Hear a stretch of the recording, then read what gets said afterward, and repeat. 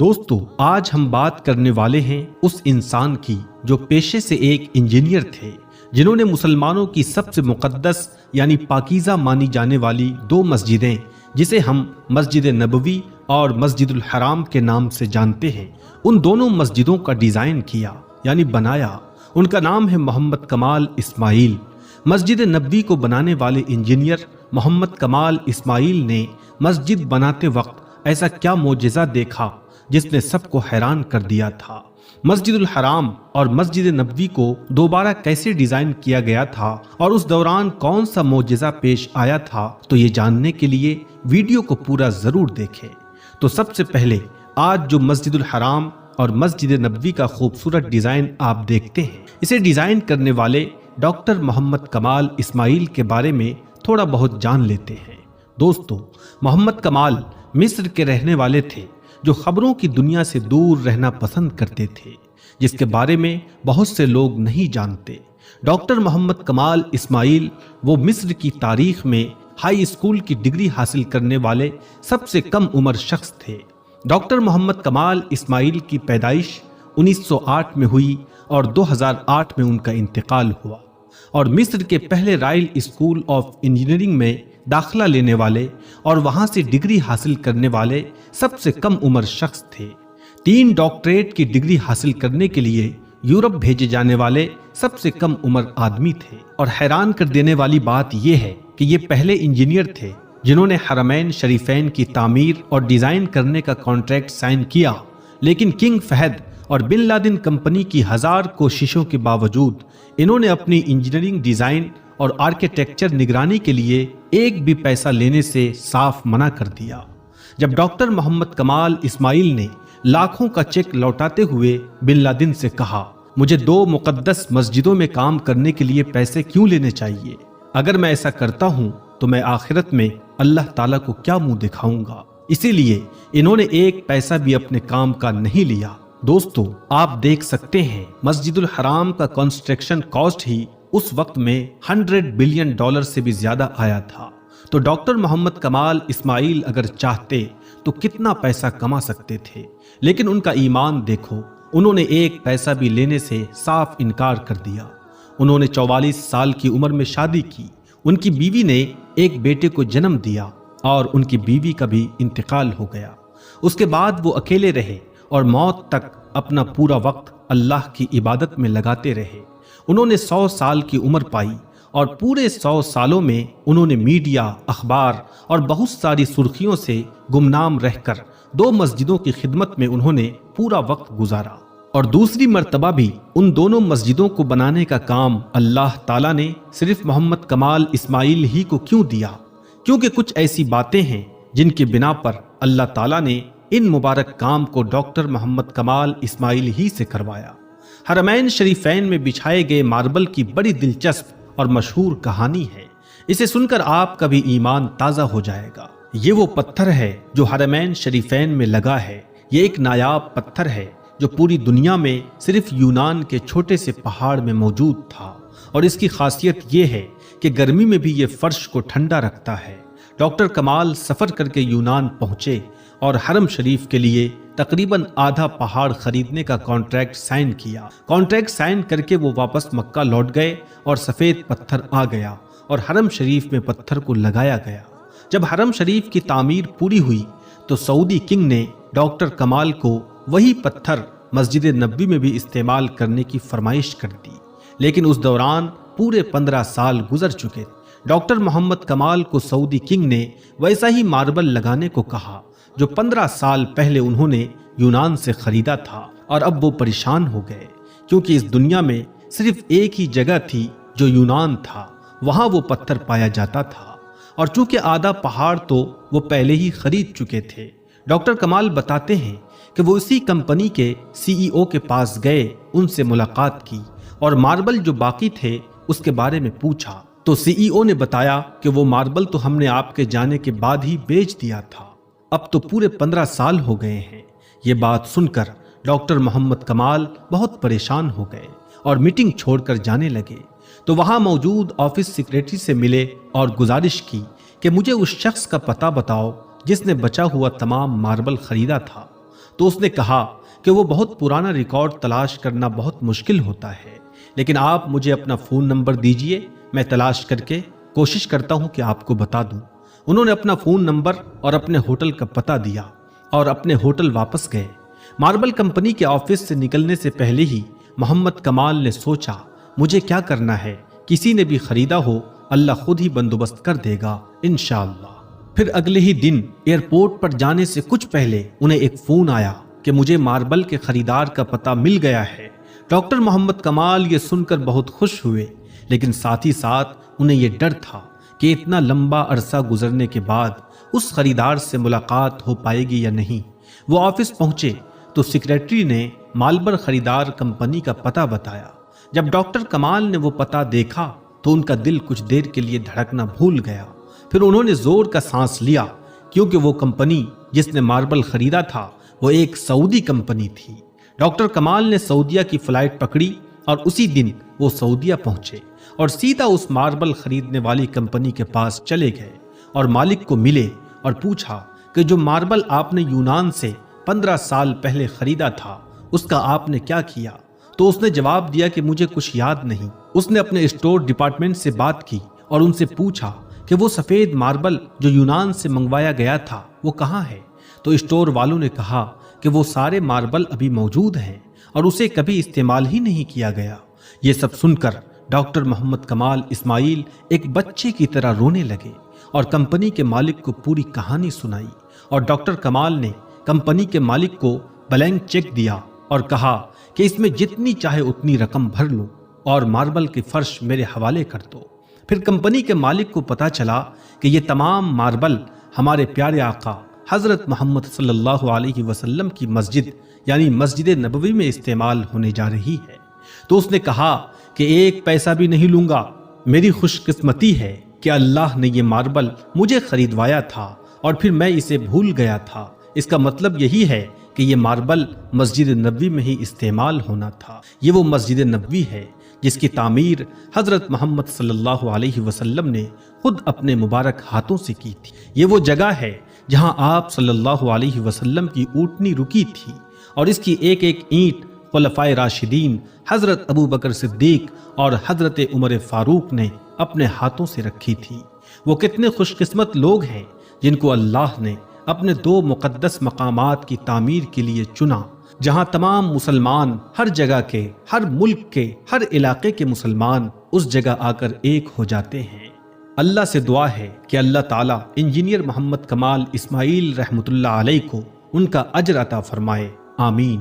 پیارے دوستو، ہجرت کے بعد رسول اللہ صلی اللہ علیہ وسلم نے سب سے پہلے ایک مسجد کی تعمیر فرمائی جس کو آج مسجد نبوی کے نام سے جانا جاتا ہے۔ اس کے لیے وہی جگہ منتخب کی گئی تھی جہاں حضور صلی اللہ علیہ وسلم کی اونٹنی بیٹھی تھی۔ یہ زمین بنو نجار کے 2 یا 3 بچوں کی تھی جس کو آپ صلی اللہ علیہ وسلم نے قیمت دے کر خرید لیا تھا۔ اس کی تعمیر میں صحابہ کرام کے ساتھ آپ بھی پتھر اٹھاتے تھے۔ صحابہ کرام جوش میں یہ شعر پڑھتے تھے اور آپ صلی اللہ علیہ وسلم بھی ان کے ساتھ آواز ملاتے اور یہ پڑھتے، جس کا ترجمہ یہ ہے: اے اللہ، اصل اجرت تو آخرت کی اجرت ہے، اے اللہ انصار و مہاجرین پر رحم فرما۔ یہ مسجد اسلام کی سادگی کی سچی تصویر تھی۔ اس مسجد کے 3 دروازے بنائے گئے تھے۔ دروازے کے دونوں پائے پتھر کے اور دیواریں کچی اینٹ اور گارے کی بنائی گئی تھی۔ ستون کھجور کے تنوں اور چھت کھجور کی شاخوں اور پتوں سے تیار کی گئی تھی۔ قلعے کی دیوار سے پچھلی دیوار تک 100 ہاتھ کی لمبائی تھی۔ یہ مسجد صرف نماز ادا کرنے کے لیے ہی نہیں بلکہ اسلامی تعلیم کے لیے ایک درسگاہ اور دعوت و تبلیغ اور دنیا کے سارے مسائل کو حل کرنے کے لیے ایک مرکز بھی تھی۔ اس کے امام خود اللہ کے نبی حضرت محمد صلی اللہ علیہ وسلم اور اس کے نمازی صحابہ کرام جیسی مقدس ہستیاں تھیں۔ سبحان اللہ۔ دوستو، لیکن مسجد نبوی کی تعمیر اور توسیع کی کہانی یہیں پر ختم نہیں ہوتی۔ اس مقدس مسجد کا ہر حصہ اپنے اندر صدیوں کی ایک ایسی تاریخ سمیٹے ہوئے ہے جسے جان کر ہر مسلمان کا دل محبت اور عقیدت سے بھر جاتا ہے۔ جب جب اس مسجد کی توسیع ہوئی اس وقت سب سے بڑی ذمہ داری یہ تھی کہ رسول اللہ صلی اللہ علیہ وسلم کی سنت اس مقدس جگہ کی حرمت اور اس کی اصل پہچان پر کوئی آنچ نہ آئے۔ یہی وجہ تھی کہ ہر پتھر رکھنے سے پہلے بار بار نقشے دیکھے جاتے، علماء سے مشورہ لیا جاتا اور پورے احتیاط کے ساتھ کام کیا جاتا۔ کہا جاتا ہے کہ یہاں پر کام کرنے والے بہت سے لوگوں کا کہنا تھا کہ اس جگہ پر کام کرتے ہوئے دل میں ایک عجیب سی کیفیت محسوس ہوتی تھی، جیسے انسان ہر وقت یہ احساس کرتا ہو کہ وہ دنیا کی کسی عام عمارت پر نہیں بلکہ اس مقدس مسجد کی خدمت کر رہا ہے جہاں سے اسلام کی روشنی پوری دنیا میں پھیلی۔ دوستو، سوچئے کہ جس مسجد میں ایک نماز کا ثواب 1000 نمازوں سے بڑھ کر ہو، جہاں ہر روز دنیا کے کونے کونے سے لاکھوں لوگ صرف عبادت کی نیت سے پہنچتے ہوں، اس جگہ کی تعمیر کرنا کتنی بڑی ذمہ داری ہوگی۔ یہی وجہ تھی کہ انجینئروں نے صرف مضبوط عمارت بنانے پر دھیان نہیں دیا بلکہ اس بات کا بھی خاص خیال رکھا کہ آنے والی کئی نسلیں بھی اسی سکون اور آسانی کے ساتھ عبادت کر سکے۔ گرم موسم میں ٹھنڈا رہنے والا ماربل، نمازیوں کی آسانی کے لیے وسیع صحن، اونچی چھتیں اور بعد میں لگائے گئے بڑے بڑے سائے دینے والے چھاتے، ان سب کا مقصد صرف ایک تھا کہ اللہ کے مہمان آرام سے اس کی عبادت کر سکے۔ اور دوستو، جب انسان حرمین شریفین کی تاریخ پڑھتا ہے تو اسے ایک بات بار بار سمجھ میں آتی ہے کہ اللہ اپنے گھر کی خدمت کے لیے اسی انسان کو چنتا ہے جس کے دل میں دکھاوا نہیں بلکہ خالص اخلاص ہوتا ہے۔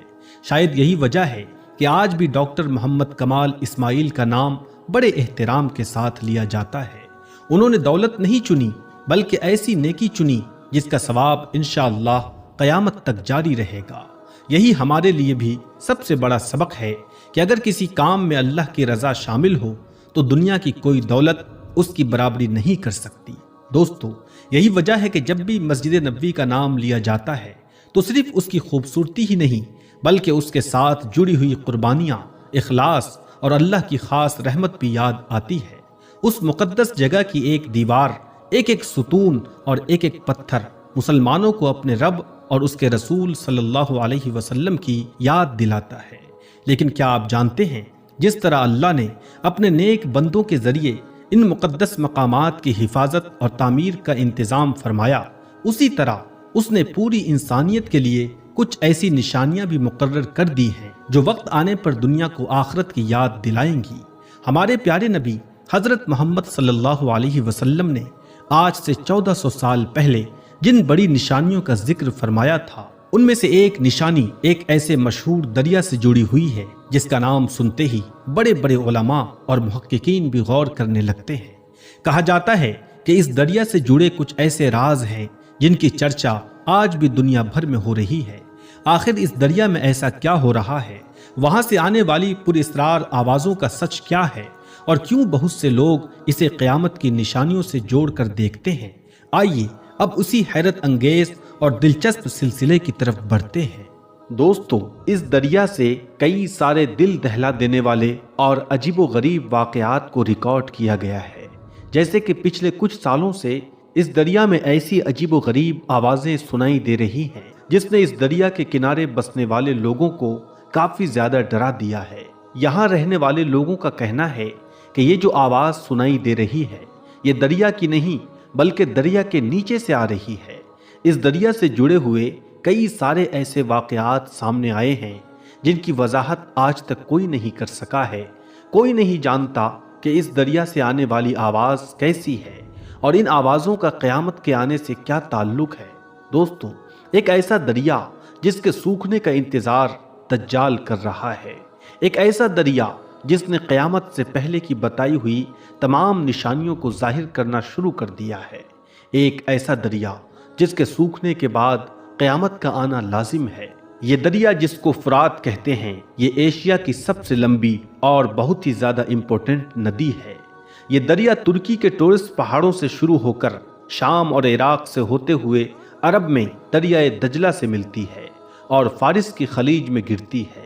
اس دریا کی خاص بات یہ ہے کہ اس کا ذکر بائبل میں بھی ملتا ہے اور دوسرے مذہب میں بھی اس دریا کے بارے میں کئی ساری حدیث بیان کی گئی ہے۔ اس دریا کو مختلف مذاہب میں الگ الگ اہمیت دی گئی ہے۔ اس کے علاوہ اس دریا سے سونے کے پہاڑ کے ظاہر ہونے کی پیشین گوئی بھی کی گئی ہے۔ اس کے علاوہ یہ بھی بتایا گیا ہے کہ قیامت کی بڑی نشانیوں میں سے ایک نشانی یہ بھی ہوگی کہ یہ دریا پوری طرح سے سوکھ جائے گا۔ دوستو، قیامت سے پہلے اس دریا سے کئی ساری ایسی نشانیاں ظاہر ہوں گی جن سے یہ پتہ چلے گا کہ کائنات کا خاتمہ اب قریب آ چکا ہے، یعنی کہ قیامت اب زیادہ دور نہیں ہے۔ گزرے کئی صدیوں سے تو یہ دریا بہت ہی خاموشی سے بہہ رہا تھا، لیکن ابھی کچھ سالوں سے اس دریا میں کئی ساری بڑی تبدیلیاں ظاہر ہو رہی ہیں۔ اور اگر بات کی جائے ان آوازوں کی تو کئی سارے ایکسپرٹس کا یہ کہنا ہے کہ شاید یہ دریا ہمارے ساتھ سرسراہٹ میں باتیں کر رہا ہے، اور یہ آواز اس وقت سنائی دینا شروع ہوئی جب دریائے فرات کے اس خشک حصے میں آرکیالوجسٹ نے کھدائی کرنا شروع کر دی۔ ان آوازوں کے بارے میں کئی سارے لوگ ایسے ہیں جن کا کہنا یہ بھی ہے کہ یہ آوازیں اس دریا کے نیچے قید ان فرشتوں کی ہے جنہیں ایک وقت میں زمین پر اتارا گیا تھا اور پھر زمین پر ہی قید کر دیا گیا تھا، جن کو وہ لوگ فالوئنگ اینجلز کہتے ہیں، کیونکہ ان کا ماننا یہ ہے کہ حضرت عیسیٰ علیہ السلام بھی اسی جگہ پر آئیں گے۔ جیسا کہ ہم نے آپ کو پہلے بتایا تھا کہ بہت سے مذہب کا اس دریا کے بارے میں الگ الگ خیالات ہیں۔ دوستو، اسلامک اسٹڈی کے اکارڈنگ اور اس حدیث کے مطابق دریائے فرات سے ایک بہت بڑا سونے کا پہاڑ نکلے گا اور قیامت سے پہلے پہلے وہ ظاہر ہوگا، جس کی وجہ سے بہت بڑی لڑائی ہوگی اور بہت زیادہ لوگ اس میں مارے بھی جائیں گے۔ وہیں کچھ دوسرے مذہب کے لوگوں کا یہ بھی ماننا ہے، جیسا ہم نے آپ کو بتایا، کہ اس دریا میں فالوئنگ اینجلز آئے تھے جن کو لوگ فرشتے کہتے ہیں، اور وہ یہ بھی کہتے ہیں کہ آسمان سے کچھ فرشتے زمین پر بھیج دیے گئے تھے جو کہ اسی دریا میں موجود ہیں۔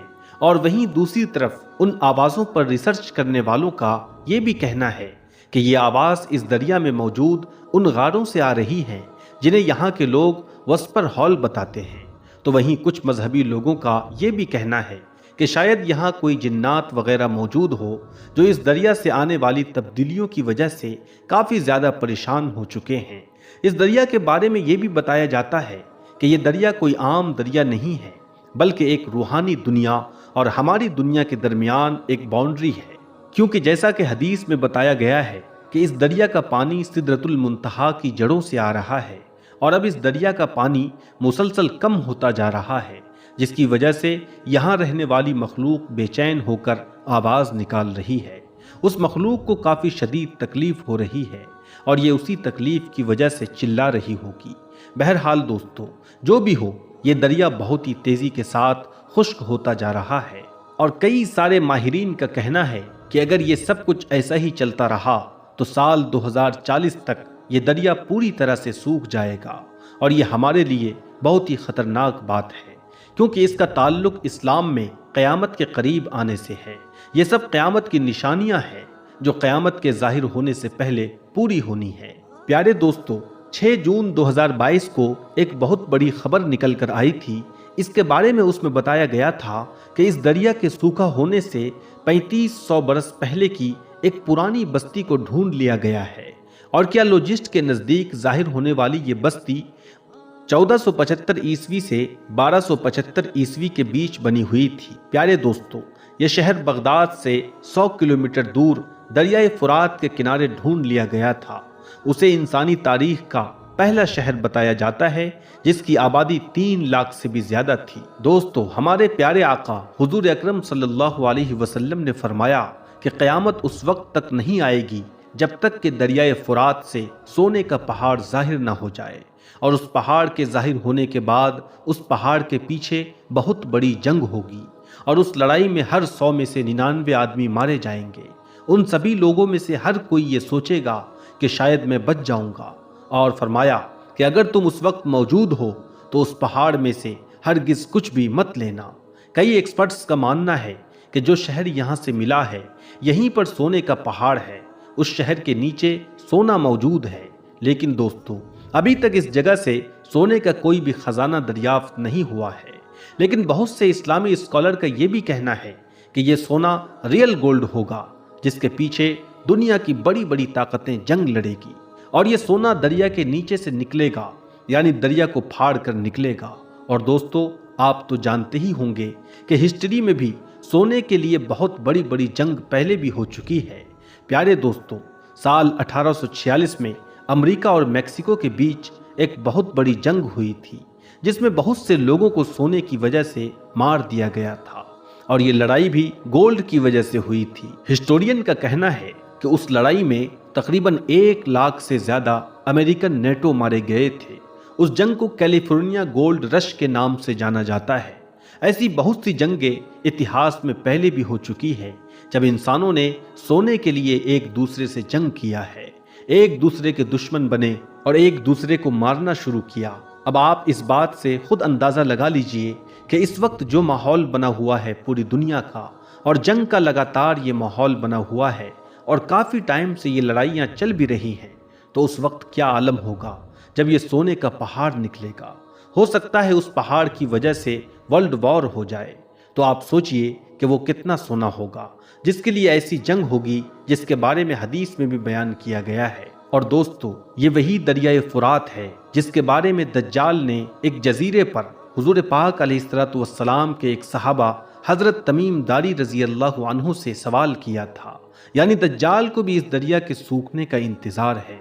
پیارے دوستو، ہمیں خود کو ان بڑے اور خوفناک حالات کے لیے تیار کرنا چاہیے، کیونکہ بہت تیزی کے ساتھ قیامت ہمارے قریب آ رہی ہے۔ اللہ سے یہی دعا ہے کہ وہ ہمیں دنیا اور آخرت کی تمام کامیابیاں عطا فرمائیں اور سب کے لیے آسانی کا معاملہ فرمائے، اور کہنے سننے سے زیادہ عمل کرنے کی توفیق عطا فرمائے۔ آمین یا رب العالمین۔ پیارے دوستو، کمنٹ باکس میں آپ بھی آمین ضرور لکھیں۔